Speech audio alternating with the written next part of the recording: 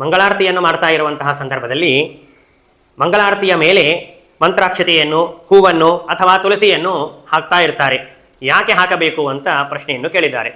ಅದಕ್ಕೆ ಸ್ಮೃತಿ ಮುಕ್ತಾವಲಿ ಆಹ್ನಿಕ ಪ್ರಕರಣದಲ್ಲಿ ಈ ರೀತಿಯಾಗಿ ಉತ್ತರವನ್ನು ಕೊಟ್ಟಿದ್ದಾರೆ. ಸಪ್ತವಿಂಶತಿ ನಕ್ಷತ್ರಂ ನಾಲಂ ವಾಸುಕಿ ದೈವತಂ ಪಾದಾನಾಂ ಅರ್ಕಚಂದ್ರೌಚ ದೀಪಾನಾಂ ಅಧಿದೇವತಾ ಅಗ್ನಿಶ್ಚ ದೀಪಪಾತ್ರೇ ಚ ಧೂಪಸ್ಯಾಪ್ಯಧಿದೇವತಾ ಎಂಬುದಾಗಿ ಹೇಳಿದ್ದಾರೆ.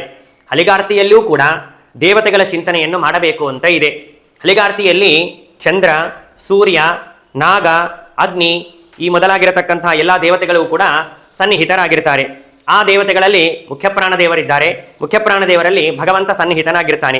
ಹೀಗೆ ಸನ್ನಿಧಾನವನ್ನು ಚಿಂತನೆಯನ್ನು ಮಾಡಿ ಅವರಿಗೆ ಅಲಂಕಾರವನ್ನು ಮಾಡಿ ಅಲಂಕೃತವಾಗಿರತಕ್ಕಂತಹ ಮಂಗಳಾರತಿಯಿಂದ ದೇವತೆಗೆ, ಭಗವಂತನಿಗೆ ಮಂಗಳಾರತಿಯನ್ನು ಮಾಡುವಂತಹ ಪದ್ಧತಿ ಬಂದಿದೆ. ಆದ್ದರಿಂದಲೇ ಮಂಗಳಾರತಿಯಲ್ಲಿ ತುಳಸಿಯನ್ನು, ಹೂವನ್ನು, ಮಂತ್ರಾಕ್ಷತೆಯನ್ನು ಹಾಕುವಂತಹ ಸಂಪ್ರದಾಯ ಬಂದಿದೆ.